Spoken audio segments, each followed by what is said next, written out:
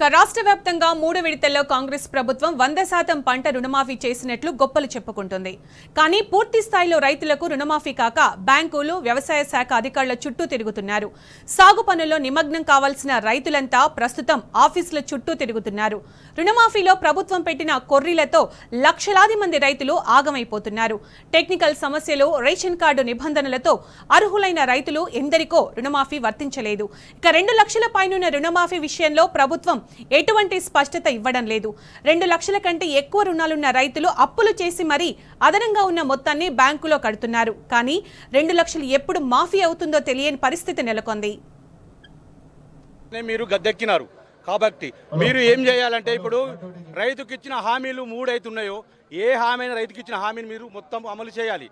మీరు ఏం చెప్పారంటే ఎలక్షన్ మూమెంట్లో చెప్పారు, మీరు ప్రతి ఒక్క మనిషికి ప్రతి ఒక్క కుటుంబానికి 2 లక్షల రుణమాఫీ షరతు లేకుండా చేస్తామన్నారు.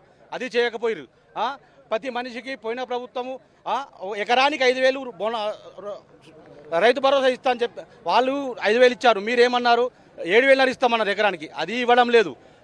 ఇప్పుడు గత పంట, ఇప్పుడు వానకాలం పంట కూడా సీజన్ అయిపోయడానికి టైం వస్తుంది, అయినా మీరు ఇవ్వడం లేదు. ప్రతి వడ్ల గింజకు బోనస్ 500 ఇస్తామన్నారు. ఇప్పుడు ఉన్న రేటు గవర్నమెంట్ రేట్ అయితే ఉందో ప్రకటించారో దాన్ని బట్టి 500 ఇస్తామన్నారు. అది ఇవ్వడం లేదు. మీరు రైతులను ఆగం చేస్తున్నారు. మీరు ఎలక్షన్కు మీరు సీట్ ఎక్కడానికి ఎన్నో హామీలు ఇస్తున్నారు రైతు గురించి, కానీ ఒక్క హామీ కూడా నెరవేర్చడం లేదు. మేము రోడ్లెక్కి మేము ధర్నాలు చేస్తేనే చేసినా కూడా మాకు ఫలితాలు లేవు. రైతు అనేవాడిని మీరు పట్టించుకోవడం లేదు. అసలే రైతు గురించి పట్టించుకోవడం లేదు. మేము మీకు ఇచ్చిన హామీలు మీరే ఇస్తున్న హామీలు మీరు నెరవేర్చాలి. మళ్ళీ హామీల కోసం మేము రోడ్డెక్కి మేము పనులను నిష్పెట్టుకొని వచ్చి రోడ్డెక్కి మేము గొంతు ఎక్కబెట్టి ఏడ్చినా కానీ మీరు అసలు పట్టించుకోవడం లేదు. ఏం చేశారు చెప్పారు, 30% మందికి కూడా రుణమాఫీ చేయలేరు.